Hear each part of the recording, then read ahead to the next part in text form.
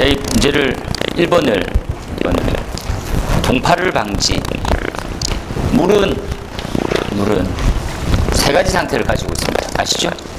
무슨 상태입니까? 고체, 액체, 기체 이렇게 되어 있어요. 고체, 액체, 기체를 온도에 따라서, 압력에 따라서 이렇게 상태를 가지는 거죠. 상태도라고 부르죠. 물과 CO2 정도는 암기하고 하셔도 어렵지 않거든요. 이렇게 생기죠. 우리가 삼중점이라고 부르고 임계점이라고 부르죠. 임계점. 그렇죠? 임계점은 더 이상 압력을 아무리 올리든 내리든 변화가 없는 거죠. 어떤 식으로 되어 있습니까? 기체에서 압력을 가하면 액체가 돼야 되는데, 이해하시죠? 기체를 엄청 눌렀어요. 압력을. 그러면 뭐가 됩니까? 액체가 되죠. 액체. 짠. 근데 이제 임계점이 딱 되면 임계점에서는 기체를 아무리 많이 눌러도, 아무리 세게 눌러도 뭔 상태입니까? 기체와 액체의 중간쯤이지 액체가 절대 될 수 없는 상태입니다. 이 지점을 임계압력, 다른 말로는 이 당시의 온도를 임계점이라고 부르는데, 점은 즉 거기다 온도를 얘기하는 거거든요.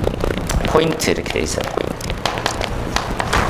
그러니까 임계점의 정의가 이렇습니다. 임계점, 그렇죠? 더 이상 압력을 가해도 액체가 될 수 없는, 액체가 되지 않는 온도. 딱 정해져 있죠, 물질마다. 이 상태는 다 액체도 아니고 기체도 아니고. 잘 이해하시고. 얘는 또 특이하죠, 더. 그러니까 얘는 액체도 아니고 고체도 아니고 기체도 아니고 고액기 상태죠. 혹시 그 소주 맛집 가보면 엄청 차가운 소주가 있는데, 소주 압니까? 소주 이렇게 탁 치면 살얼음이 확 얼어버립니다. 그거 압니까? 그럼 모르셔야 학교 갔는데. 잘 압니다. 큰일 났습니다. 마이너스, 제가 알고 있는 이제 19도인가? 이때 몇 시간 이상 얼리 놓으면 그게 과냉 상태인가 과냉각 상태인가를 부르거든요. 근데 보기에는 액체인데 엄청 불안정한 상태거든요. 탁 치면 자기가 얼어야 되는데 얼지 못하는 온도가 있는 거예요. 술이 엄청 튀겨요. 그래서 뭐 하고 있는 거지. 야, 이러면 얼음 이러면서 잘 온다더라고요. 진짜 맛있죠. 네. 저는 먹어도 되지만, 저는 시험을 안 쳐도 되지만 치시면 안 됩니다. 일기압은 뭐예요? 일기압. 요 임계점 몇 도입니까? 물은 218 기압 정도 되죠. 요 지금 온도는 374. 그렇죠. 1기압이고, 이 물은 3중점 알 필요 없습니다. 0.00 무시. 요 지점을 이제 어느 점이라고 부르거든요. 어느 점. 얘를 끓는 점, 빗점 이렇게 부르죠. 끓는 점과 빗점에 대해서 말들이 많은데 큰 의미가 없습니다. 요 상태가 빗점을 연결한 선입니다. 그렇죠? 그래서 이게 밀폐되어 있는 형태에 있는 개념으로 이해하면 포화증기압 곡선 이렇게 부르는 거죠. 포화증기압 곡선. 포화증기압 곡선보다 어떻게 되느냐의 차이를 잘 이해하시면 되죠. 그렇죠? 이걸 백등분해서 우리는 도시 섭실리우스라는 사람 만드는 형태를 띄고 있더라. 우리가 지금 뭐가 문제가 됩니까? 라면 이 형태 이해했고 오른쪽으로 하는 것도 더 많이 해야 되지만, 왼쪽에 있었을 때 약간 특징을 보면 물의 결합은, 물은 우리가 많이 공부해봤죠. 수소결합이고 공유결합을 합니다. 이렇게 했었어요. 물이 가진 거의 모든 특성은 수소결합의 형태를 가지고 있는 거죠. 이게 다 이해해야 되는 게, 이 결합을 분리할 때 얼만큼 에너지가 필요하냐는 거죠. 수소결합이 지금 우리가 이론상으로 보면 산소 하나에 수소가 두 개 이렇게 붙어 있습니다. 붙어 있거든요. 요 각도가 이제 절묘한 104.5도 이렇게 쓰더라고. 최근에 과학이 밝혀진 거죠. 이 104도보다도 더 커지거나 더 좁아지면 더 힘이 세고요. 커지면 더 이상 물러지는. 그래서 지금 이제 해양을 이룰 수가 없게 된다. 그러면 이 이론 때문에 지금 우리가 알고 있는 수소결합을 가지고 되고, 이 수소결합은 어떠한 효과? 비열이 엄청 크게 되고요. 비열이 가장 큰 물질 중에 하나고, 증발 잠열이 큰 일이 되는 거죠. 잠열. 근데 이 결합에 맹점이 하나 있습니다. 맹점이. 뭐가 있습니까? 이제 이게 냉각이 되게 되면 동결이라고 그러죠. 냉각이 되면 육각의 형태를 띠게 됩니다. 이렇게 되죠. 그러니까 우리가 말이 예전에 사기꾼 육각수 들어볼 때 들어봤습니까? 육각수. 불로장생의 첫 시작이라면서. 그래서 종교도 아니고 그런 개구라를 하는. 제가 이건 수업과도 별개인데, 그 알카리수 압니까? 물 팔거든요. 알카리수. 알카리성 물로 만들어가지고 마시면 암이 안 걸린다면서 막. 차라리 산성수를 마시지 왜. 사람 몸은 무슨 상태입니까? 알카리 상태는 사람 죽습니다. 사람 몸은요, 중성이죠, 중성. 들어오면 바로 중성됩니다. 알카리성을 띠든마다 몸이 그걸 바꿔야 되죠. 그래서 이걸 알카리성으로 바꾸게 되면 그렇습니다라는 정신나간 소리를 하는 거죠. 사람이길 포기한 외계인인가요? 다 중성 상태입니다. 중성 상태죠. 잘 이해하셔야 요러시면 되죠. 뼈대기 약간 보면 이게 얇은 밀도와 고밀도가 섞여 있다가 얇은 밀도가 많아진 형태가 돼서 부피가 커진 이상한 이론이 있거든요. 개인대로. 동결되면 뭡니까? 부피가 증가해요. 특이하죠. 거기다가 이제 동결되면 부피는 감소하는 게 일반적인데, 동결됨에도 부피가 약 8%에서 10% 정도 증가합니다. 부피가 증가하는 만큼 압력 상승이 엄청나거든요. 압력도 엄청 증가합니다. 압력을 우리가 말하는 이제 볼샤를 가지고 계산을 해버리면 안 맞아져요. 이것도 계산하시지 마세요. 그런 사람들은 거의 다 합격이 엄청 늦더라고. 하루 종일 계산했다더라고. 하루 종일 외우시지 왜 계산을 하셔가지고 25메가파스칼 이거 맞지 않습니다. 그러니까 그건 무슨 의미가 있습니까? 출제하는 사람도 이렇게 믿고 있는데, 출제하는 사람들도 다른 논문에 보니까 이렇게 적혀 있더라. 근데 그게 틀렸다 이렇게 얘기하면 다 오류인데 출제한 놈이 그렇게 낸 걸 어떻게 따라가세요? 이렇게 나오는 거지. 요 이제 문제점이죠.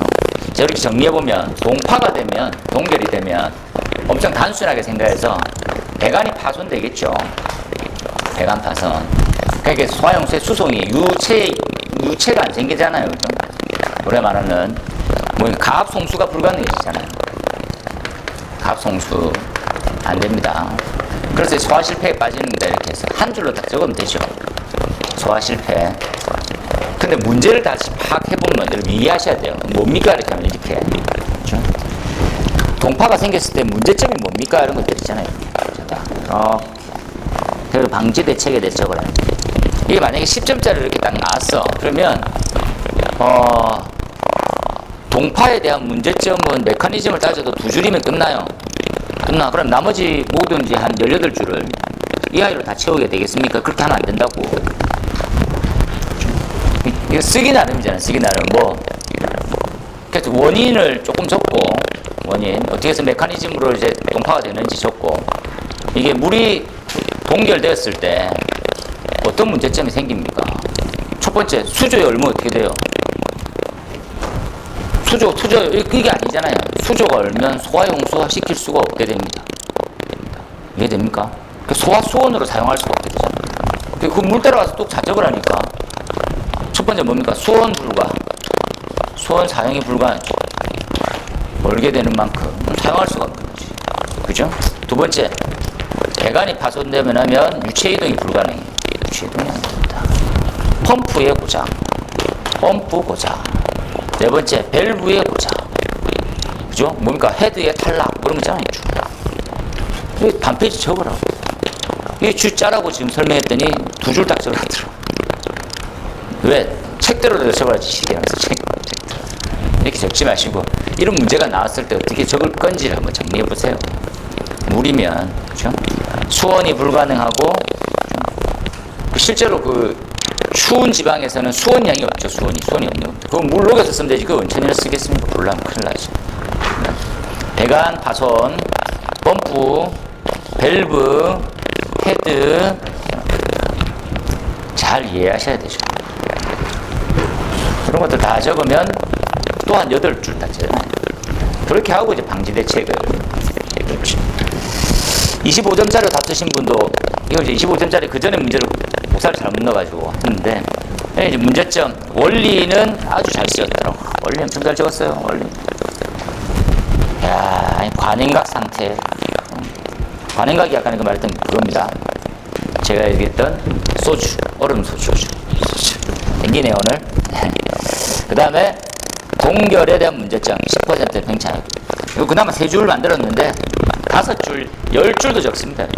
아니 뭐 동결에 대한 문제점을 25점짜리로 적으라면 못 적을 것 같습니까? 쭉 다 적으면 되죠. 개통도 다 그리고 여기 파손됐을 때 이런 문제점 저런 문제점 쭉 다 적으면 되죠. 그런 걸 진짜 안 해라고 거죠. 동파 방지 대책도 마찬가지입니다. 제가 요번에 심의를 들어갔더니 이렇게 얘기하더라고요. 열선.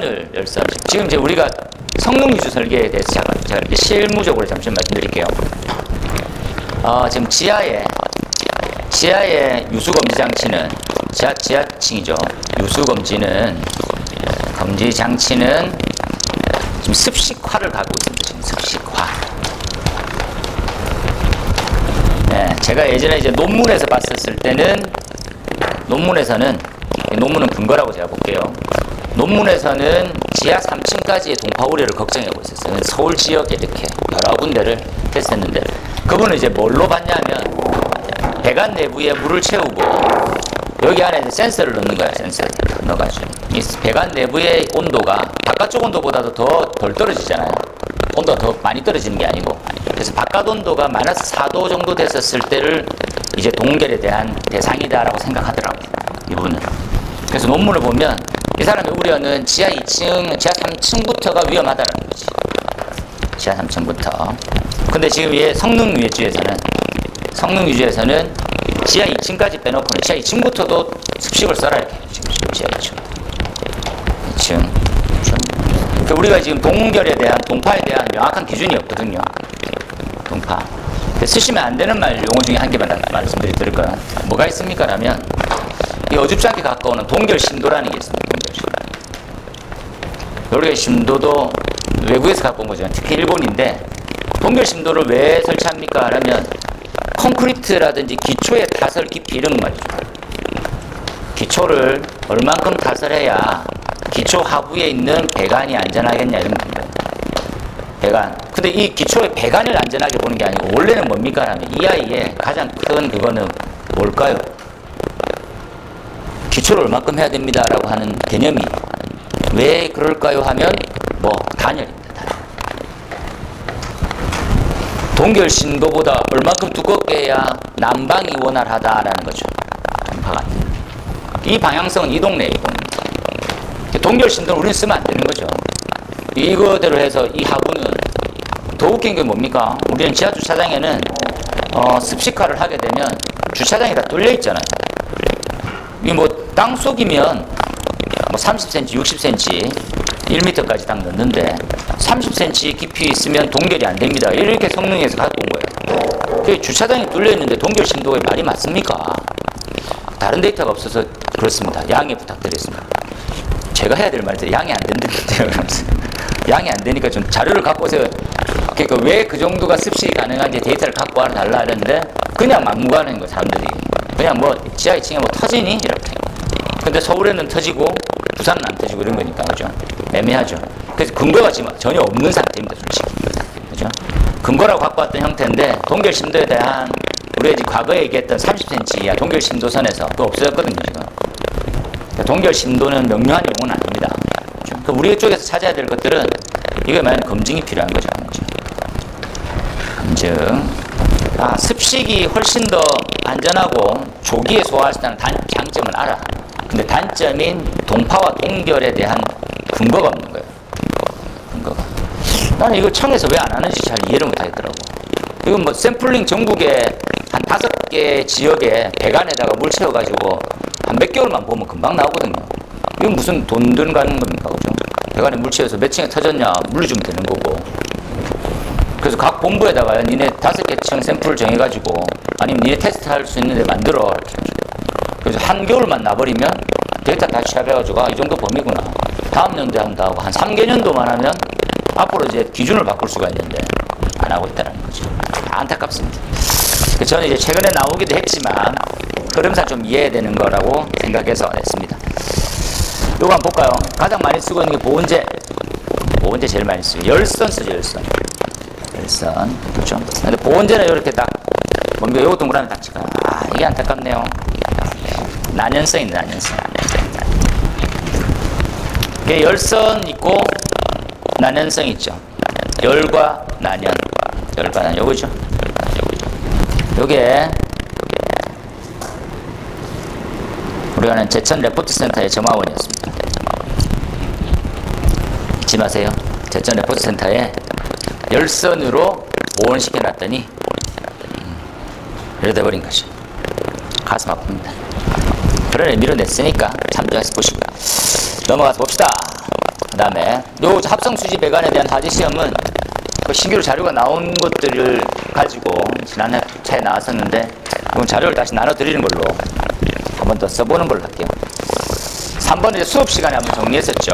배관은 이렇게 기억나는 걸로만 짧게 한번 정리해 봅시다. 이 답은 최종 끝판왕이고 맨 마지막에는 이제 어떻게 소방에 적용시키냐 했는데 소화배관은 물을 때 저 3가지밖에 안 물을 거죠.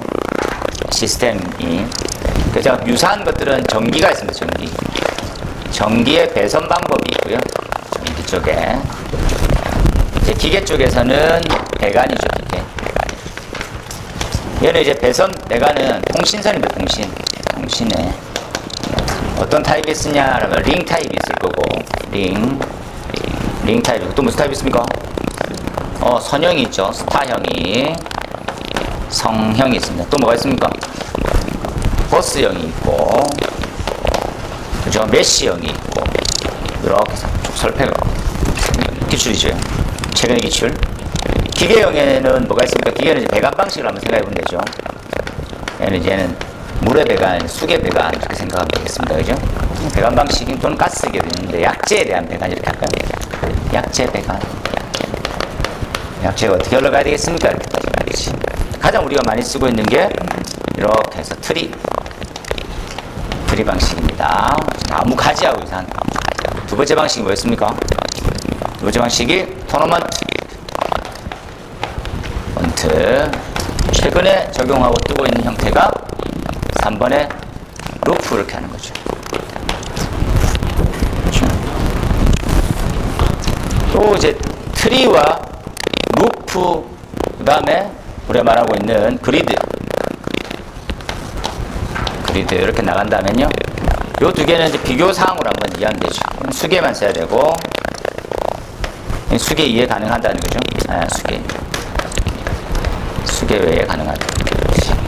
손실 측면으로도 한번 고민해 보시면 좋을 것 같죠. 그래서 말단의 압력이고 가까울수록 압력과 유량이 더 많아지는 타입이고, 이게 이제 관말 한번 볼까요? 관말 헤드. 법정이 나오죠, 법정. 똑같이 법정 나옵니다, 그죠? 법정. 다른 개념은 이게 이제 그 펌프에 가까울수록, 펌프를 쓸수록 법정보다는 커지죠. 균일입니다, 균일. 모든 헤드 쪽에서. 펌프에 가까운 헤드는 어떻다라고 이해하시면 되죠. 이렇게 나누고, 실내 측면에서 이렇게 기준점은 50층으로 우리 법으로 되어 있으니까 50층의 가장 큰 특징은 이중화죠. 이중화를 따졌을 때 어떻게 하면 좋겠냐. 그래서 별도 배관은 1번, 그 다음에 루프 형태로 간다는 말은 헤드에 두 가지에서 수원을 받겠다라는 거죠. 그래서 지금 프린트물 답 나와 있는 형태도 잘 적으셔야 되지만 주된 개념이 어떻게 들어가는지를 잘 이해하셔서 적으면 좋겠습니다. 그리고 이제 이렇게 적으면 밑에 당구장 표시하고, 그렇죠? 우리가 말하는 스프링클러 살 때는 토너먼트가 불가능하게 되어 있죠. 안 된다. 이유는 뭐냐, 이렇게. 손실이 약간 과대해지는 단점이 있습니다. 전체적으로. 너무 커지는 단점이 생겨서 그렇다. 그렇죠? 요 정도까지로 그리고 지금 점점 이제 답이 적당히 좋아지고 많이 좋아지고 있는 형태가 묻는 것만 딱 세팅해서 적을 수 있는 분량으로 가고 있어요. 토너먼트 트리 루프, 토너먼트 트리 루프. 여기 내가 그냥 그리드 배관을 억지로 넣어가지고 맞고 형평이 맞고 안 해도 됩니다. 딱 세팅해서 이제 가득 채우면 되는 거죠. 아주 잘 적으셨죠. 성능시험에 대한 유의사항. 성능시험의 유의사항은 근거를 한번 딱 이해하시면, 얘도 성능시험은 안전원 부분에 나와 있죠. 안전원이다. 안전원에 있는 사항으로 출제한 사람도 그렇게 냈어요. 그대로 이제 보면 되겠죠. 성능시험 배관은 다시 한번 최절, 전격, 그리고 최대. 유량은 140%죠. 야영, 그리고 100%, 150% 전격에. 그 다음에 압력이 140%보다 초과하면 안 된다라고 적혀 있고요.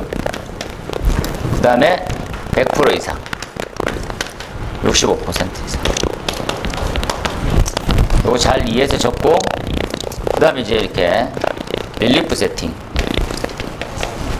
릴리프 얼마 이하 딱 적고, 그 다음에 성능 곡선 그리고, 그렇죠? 이렇게 그리고, 그 다음에 첫 단추 할 때 성능시험 배관에 틀 그리고, 좀 이렇게 해서.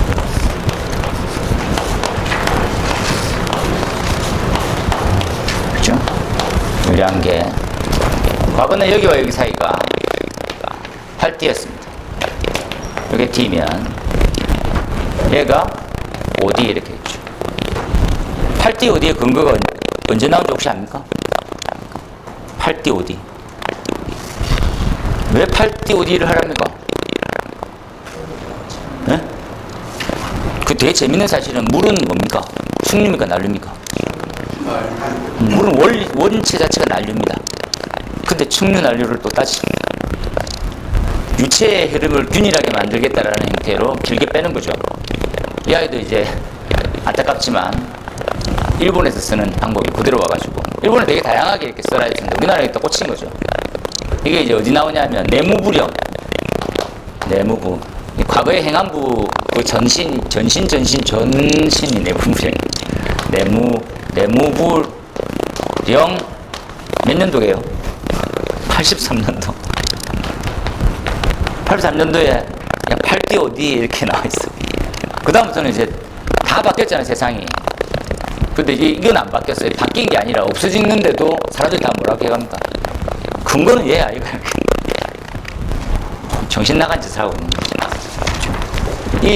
이렇게 측정해야 되는 게, 이게 이렇게 해야 얘의 측정치가 명확해진다거든요. 그럼 누구 말 들어야 됩니까? 유량계 회사 말 들어야 되지. 유량계 회사 말 들어야 된다. 그 회사 말을 들어라가 시방서입니다. 시방서. 우리 회사는 훨씬 더 괜찮아. 그렇게 뭐 5D만 띄워도 충분히 측정이 똑같이 됩니다. 라고 했는데도 안 듣는 거죠. 그래서 나중에는 어찌 합니까? 중공 볼 때, 그 정도는 괜찮습니다. 한 뭐 조금 모자라네요. 이렇게 갔는데, 소방서, 자, 이렇게 가봐. 5D 안 돼. 지적, 관리사님, 줄 잘했다. 옛날에 소방을 되게 막는구나. 법이라는 존재가 마지노선이고, 그래서 보통 얘는 시방으로 가는 게 원칙이었거든요. 회사 가보면 이렇게 됐습니다. 그냥 10D 띄우든지, 이 D가 없으니까 어떻게 합니까? 저는 이제 학교 갔을 때, 옥상 본부실이 너무 작았는데, 이렇게 하고, 별부가 안 되는 거예요. 돌아 나오게요. 안 하면 안 됩니까? 이렇게 하더라고. 안 해도 되긴 하는데, 내년에 걸릴걸요. 출자 가져와가지고. 아, 씨, 벽을 뚫더라고. 그 배가 이렇게 나와 있습니다. 와, 진짜 황당하네. 10D 딱 하면 되겠던데. 이렇게 했죠. 나갈 때 또 들어왔어. 요 단열 막 해놨습니다. 펌프 있는데. 옥상에. 좀 안 했으면, 그러게요. 펌프실 새로 치울 수는 없잖아요, 이렇게. 이렇게 시키는 거예요. 안타깝습니다. 그래서 요것 나와서, 제가 얼마 전에 이제 가압수조에 대해서, 가압수조 기준을 이제 단톡방에 올렸죠. 밝혔습니다. 가압수조 형태에서는 10D로 올렸지만, 10D만 하면 돼. D는 신경 안 써도 최근에 시방을 반영하고 있다라는 증거죠. 할 필요 없으면 솔직히 무슨 뭐 의미가 있냐. 전 최대한 떨어뜨려 가지고 균일한 흐름만 만들어내면, 제가 이제 이게 정확한 사실인지는 모르겠으나 이게 이제 이 유량계 만드는 회사가 한 군데라더라고요. 아이러니 아닙니까? 유량계 회사가 굉장히 많은데 유량계는 한 군데에서 만들고요. 요걸 가지고 프렌지하고 꽂아가지고 스티커를 자기가 붙인다. 한 군데서 만드는. 그래, 황당하다고 내가. 뭐 하는 거냐, 그게. 그렇게 이 만들어서 돈 안 되니까 한 군데서 생산해가지고 조합해가지고 뭐 신모시 회사, 뭐 회사 나오는 거지. 그렇다 하더라고. 그래서 성능이 뭐 어떻겠습니까, 이게. 하고 이게 좀 바꿔야 된대. 이 유량계 자체가 프로셀이라고 그러거든요. 프로셀. 이 프로셀이 이제 유량계 일반적인 원리하고는 조금 약간 다릅니다. 이게 차압도 아니고 면적식도 아니거든요. 면적식.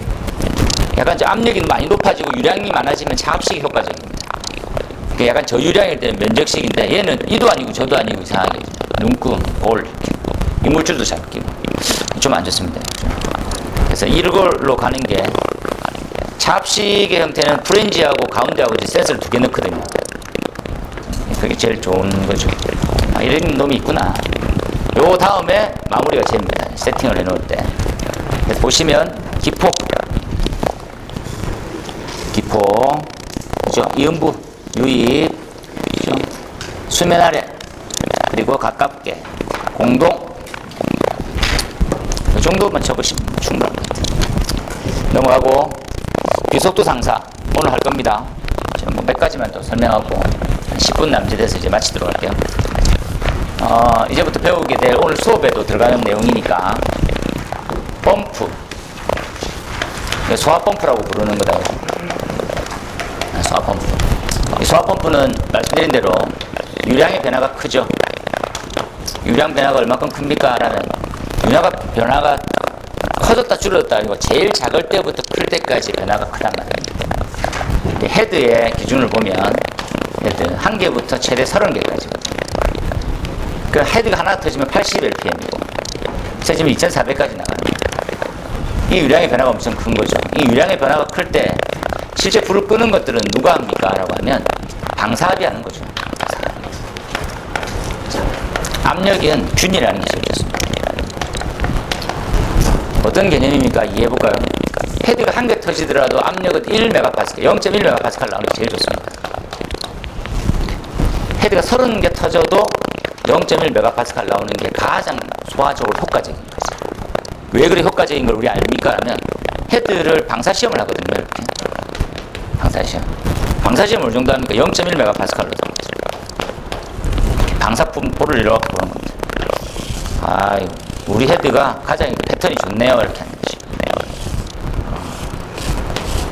그죠? 요새 2m, 3m, 4m 가거든요. 이렇게. 그럼 이 패턴이 이렇게 바뀌는 거죠. 넓어지면서 밀도는 줄게 되는 겁니다. 이해되시죠? 이제 커지니까. 이렇게 가는 거죠. 이렇게. 그래서 이 정도 적당히 압력이 이 정도 나오는 게 제일 좋습니다. 한데 우리는 그렇지 못하는 거죠. 헤드 하나 딱 터지면 압력이 팍 쳤습니다. 체질하고 똑같이 해지는 거죠. 그럼 이제 원리가 0.1 나올 줄 알았는데 0.7까지 이렇게 예를 들어서. 그러니까 패턴이 어떻게 됩니까? 이렇게 합니다.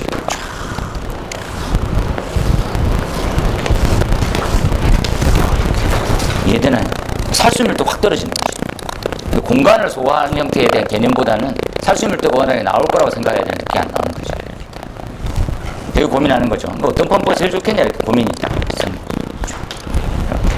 그러니까 제일 맞춰진 형태가 결론적으로 말씀드리면 원심 펌프죠. 원심. 그 원심인데 원심의 펌프의 특성을 하나의 용어로 일컫는 말이 있습니다. 그 형태가 비속도입니다. 비속도 이제 NS 이렇게 쓰죠. NS. 그래서는 딱 공식 보이시죠? 는 지금 나와 있는 회전수하고 Q에 이렇게 있죠. 이렇게 되어 있습니다. 결국 개념은 유량과 양정의 관계시죠. 유량과 양정의 관계. 여러분 잘 모르시고 알려고 잘 안 하니까 약간 적어도 소방을 하시는 분이면 펌프를 보면 유량과 양정만 보면 절대 안 되고요. 회전수를 봐야 돼요. 그래서 검증을 한번 해주는 겁니다. 비속도가 얼마짜리구나. 당연하겠지만 그 정도구나. 얘가 이제 우리 나오는 형태가 그냥 1440 정도 되거든요. RPM이 되겠죠. 그리고 양념산을 보고 몇 단이냐는 것도 보고 유량 얼마고 양정 넣었을 때 얼마냐. 그죠? 그 이제 요 나오는 형태 얘가 우리 뭘 만들어지게 합니까? 뭘 만들어지게 합니까? 흡입 수두를 만들어주게 하죠. 비속도는 뭐하고 똑같습니까? 흡입 수두하고 똑같거든요. 흡입 수두 관계. 그게 또 다른 말로 뭐라 부릅니까 하면 얼만큼 빨아들일 수 있죠. 진공도하고 똑같아요. 좀 다 수업 시간 하겠지만 이 지금 비속도의 수치를 잘 알면 뭘 알 수 있으면 펌프의 특성을 알 수 있고 그 요소들은 뭘 뜻하는지를 알면 앞으로는 잘 풀어나갈 수 있죠. 결국 이제 비속도를 보고 얘가 어느 정도 나오는지를 알면 얘를 가지고 얘가 이제 MPSH 뭐가 됩니까? RE가 됩니다. RE. 요구하는 사항이 되죠. 이 비속도를 알면 얼만큼 요구가 필요한지를 알게 된다. 이게 공부를 하다가 그 다음 단계가 넘어갈 때 이해를 하면 그 단계쯤으로 갔었을 때 설명드리는 게 제일 좋지만요. 그래서 우리가 그러면 얼마를 공급해주면 되겠냐 이런 거죠. 유용한. 그래서 지금 요구되는 것보다 더 부족해졌어. 그러면 공동이 무조건 생기는 거예요. 진공이 생기는 거죠. 이해를 잘해야 됩니다. 얘보다 하면 MPSH의 AV가 크면 그러면 원활, 양호 이렇게 되는 거죠. 그러니까 우리는 좀 걱정이 얘보다는 좀 많이 높아야 되겠네요. 얼마나 높으면 되겠습니까 하면 한 30%의 여유를 주는 거죠. 됐습니까? 이렇게도 만들어지는데 그럼 얘는 실제로 계산해보면 뭐하고 똑같습니까? 이런 거죠. 대기압 그리고 플러스일지 마이너스일지 모르는 낙차 또 뭐가 있습니까? 마찰 손실이 있을 거고 또 뭐가 있습니까? 포화 수증기압이 있죠. 포화 물이니까 수증기압 합선이 있습니다. 물이니까 이렇게 생겼죠. 대기압은 10m, 낙차는 몇 미터, 마찰은 몇.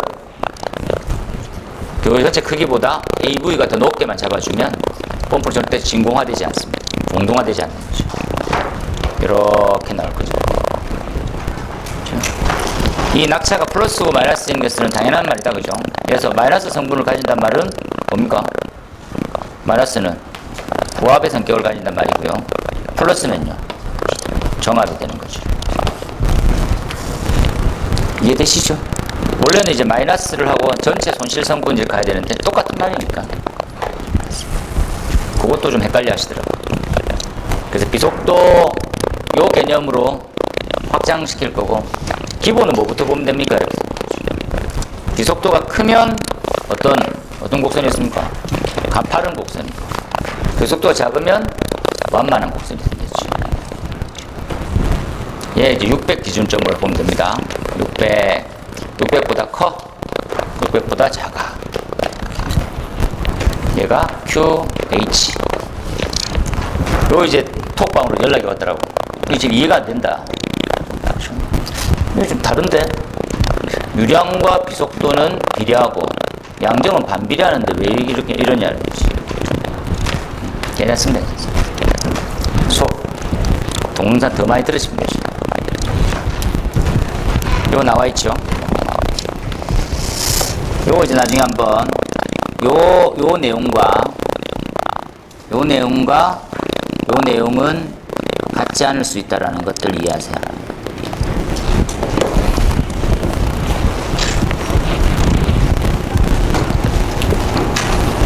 이해되지요? 저유량 고양정이면 어떤 곡선을 그려야 됩니까? 저유량 고양정.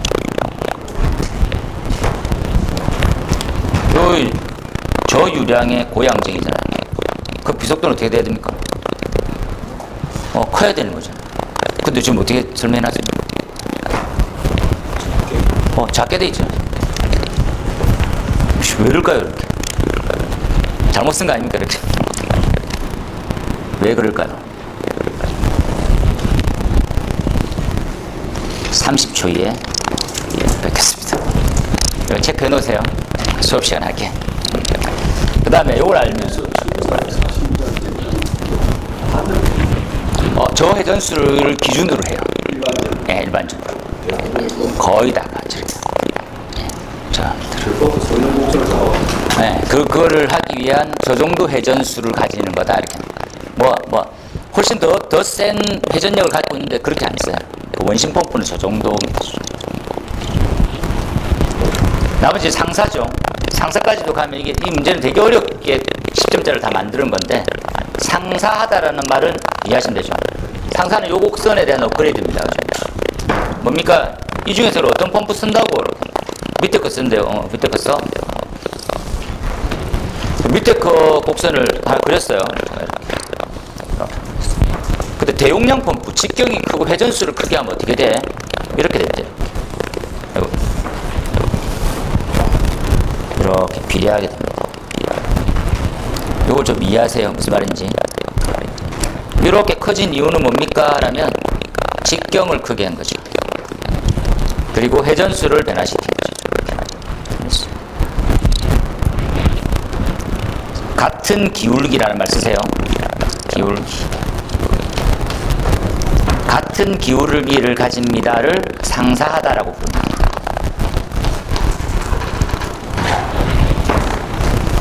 상사가 됩니다. 상사. 그 왜 상사의 법칙이 적용되는지를 파악해야 되고, 왜 이걸 적용시킵니까 하면, 저는 펌프 주문 들어왔어요. 펌프 주문. 펌프 한 대에 우리 소방용 펌프는 싸거든요. 한 1,000만 원 잘 안 하니까 좀 비싼 건 1,000만 원 넘고, 한 1억짜리 펌프 주문이 들어온 거예요. 그 1억짜리 처음부터 만들면 됩니까? 안 됩니까? 딱 윙. 아씨, 이거 만들어 달랬는데 이거 만들었더니 이렇게 나온 거예요. 그러면서 어쩝니까? 한 1,000만 원 돌려줄 테니까 이것 대신 가져가시면 안 되냐고. 말 되는 소리를 이렇게 하잖아요. 그게 어떻게 해야 됩니까, 이거? 처음에는 작은 걸 하나 만들어요. 작은 거. 이해되나요? 어떠한 기울기를 가진, 어떠한 성능 곡선을 가진 펌프를 작은 거 하나 만들어서 테스트를 하는 거예요. 돌려봤더니 이런 곡선이 나오는 거지. 그럼 됐네. 요거가 직경만 키우면 그대로 가겠군. 이 예측되는 거죠. 얘를 갖다 우리는 모델, 건축에서는 모법 이렇게 많이 하죠. 모형을 만드는 거죠. 이게 실제 실험실에서 만들어서 연구실에서 하나 임펠러하고 회전수하고 딱 만들어 놓으니까 됐다. 얘 이제 직경만 키우면 이래 되겠네. 그렇게 해서 장사를 하는 거죠. 딱 이해하세요. 여기는 만드는데 100만 원, 1억. 처음부터 1억 하면 죄송합니다. 당신 회사하고는 다시는 거래 안 할 거예요. 여기 이해 잘 하시면 됩니다. 그거 이제 그림 그린 게 이런 거죠, 이런 거.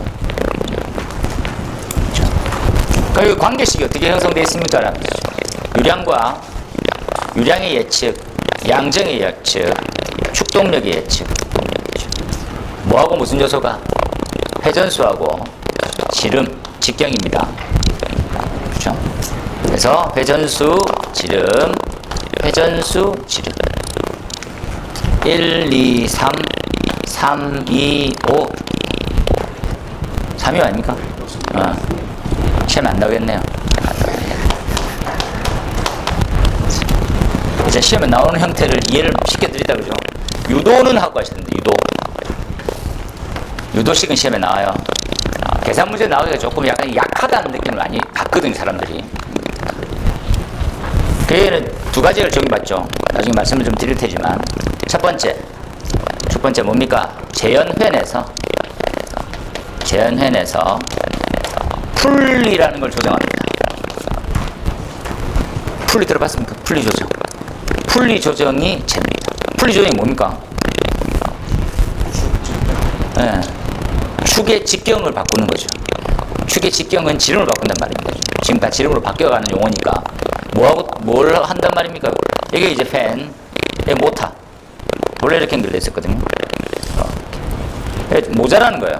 그래서 이렇게 바꾸는 건데, 요 원판이 풀립니다. 요 원판을 교체하면 벨트도 교체하고 되겠습니까? 그래서 하면 더 많이 돌죠. 얘 한 바퀴 돌 때 이렇게 바꾸는 거죠. 어떤 단점이 생깁니까? 뭐가 커집니까? 네. 회전력도 커지는데 대신에 회전력도 커진 만큼 소비 전류도 전류가 커지는 거죠. 소비 전류가 커지는 만큼 차단 용량도 우선 커져야 돼요. 계전기류, 배선율 다 확인해야 돼요. 그래서 풀리는 우리 단계별로 되어 있거든요. 1단계, 2단계별로 되어 있는데 한 단 반 정도에 대한 상승, 한 2.5cm 정도 이상을 증가시키면 바꿔야 됩니다. 나중에 여기서 과열돼가지고 툭 떨어지거나 아니면 굴러가거든요. 풍량 잘 이해하세요. 또 두 번째 어디서 합니까? 이거 상사법칙 어디서 적용하는? 펌프에서는 어디서요?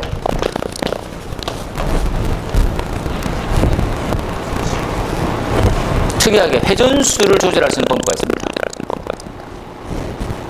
우리 기사 때 많이 배우는데, 펌프로 회전수 조절할 수 있습니까? 없습니까? 인버터까지 갔나요? 3번인데. 인버터 제어 들어가는 거죠. 아주 좋은 대답이었습니다. 공부를 안 하시진 않네. 가래사님 공부하고 있습니다. 펌프에서 특이하게 어떤 펌프는 회전수를 조절할 수 있어요. 어떤 펌프? 우리 현장에 쓰는 펌프는 회전수가 고정값입니다. 면판에 박혀 있어요. 근데 어떤 펌프? 들어봤습니까? 엔진 펌프. 엔진 펌프는 레벨을 조절한다. 탁탁탁 조절해서 회전수가 바뀌어요. 회전수가 바뀌면 유량과 뭐가 다 바뀝니다. 그래서 유량계 눈금이 자꾸 작아져. 회전수 올려가면 많이 조절은 안 되더라고요.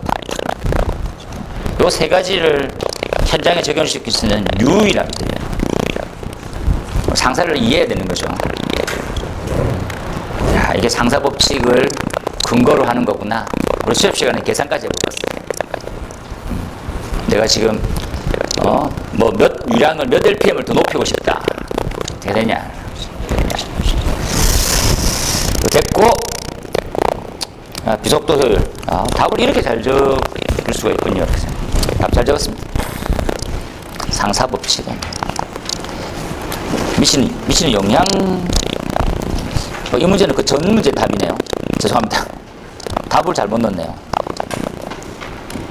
그림을 들어야 되는데 답을 잘못 넣었습니다. 이 답은 아닙니다. 이 답은 앞 문제 답입니다. 죄송합니다.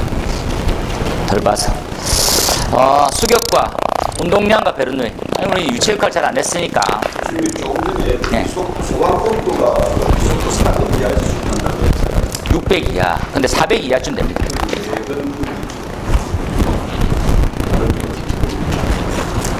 제일 처음에 말했는데 펌프 어떤 펌프 써야 된댔습니까? 소방용 펌프는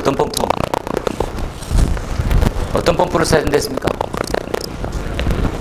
유량의 변화가 클 때도 압력의 변화는 없는 펌프를 써야 됩니다. 자, 곡선을 두 가지 한번 그려볼게요. 이런 펌프를 하나 그리고 이런 펌프를 그렸어. 유량의 변화는 작고 압력의 변화는 A 곡선은 맞네요. 얘를 충류 사류 이렇게 되겠습니까? 그리고 B 펌프 원심입니다. 원심 펌프는 유량의 변화는 크되 압력의 변화치는 작은 거예요. 이해되겠습니까? 그래서 우리는 다 원심 펌프를 씁니다. 원심 펌프의 특성이 600 이하인데 현장에 가면 400 정도 돼요. 400. 비속도 400짜리. 요 펌프를 쓰는 거지. 이 펌프를 왜 쓰는지 모르고 원심 펌프를 지금 공부하고 있었을까? 이해되시죠? 저렇게 씁니다. 그 다음에 요 운동량 방정식하고 베르누이도 한꺼번에 한번 정리를 좀 할게요. 답지 한번 쭉 보시고 잘 됐구나 이렇게 얘기하시면 엄청 잘 쓰셨어요. 그 다음 넘어가서 서징. 서징도 이제 답이 바뀌어야 되죠. 뭐 제가 이제 우리 단톡방에서도 답을 봤는데 지금 우리 교재 나와 있는 형태로 써줄 답안을 자꾸 연습해 놓으세요. 그래 한번 나오면 제대로 잘 쓰게. 근데 이분이 쓴 책 자체가 무슨 책이었냐면 재현 오디세이라고 있거든요. 오디세이. 재현 분과위원장이시죠. 이 줄사의 부회장이신데 지금 이제 재현이 가장 많은 욕을 먹고 있습니다. 지금 왜 욕을 먹고 있습니까? 라면 자동, 자압, 과압, 조절, 댐퍼 있거든요. 이게 전 세계에 유일합니다. 이 댐퍼가 자동으로 압력 차이를 판단해가지고 조절을 또 해주고요. 그러니까 압력이 일정하게 만들어주고 과압도 안 생기게 해줘요. 신이 나온 것 같습니다. 제연계의 신하죠. 엄청난 거죠. 근데 요걸 갖다가 최초로 이제 의견을 내고 했던 사람이 그냥 10년 만에 이거 다 쓰레기다. 자기 표현입니다. 쓰레기다. 다 불가능하다. 딱 불가능하다라는 느낌을 우리는 다 알고 있었어요. 솔직히 안 된다 이거. 그런데 안 바꾸는 거죠. 왜냐하면 나도 그렇게 중목 냈고 중목 내실 거고 감리하고 계시고 지금 뭐 되겠지는데 첫 번째 안 되는 게 과압을 잡을 수가 없습니다. 과압을 왜 못 잡습니까 하면 팬은 미친 듯이 돌거든요. 입구를 막아도 다 새고 처음에 나갈 때 그 생기는 과압 자체를 아예 뺄 수가 없는 빠지는 구조가 아니거든요. 안 됩니다. 차압도 이렇게 동그라미처럼 써요. 물음표. 그래서 이 사람이 누군데 지금 뭐 얼마 전에 기사는 극적 합의 말에 써놨더라고요.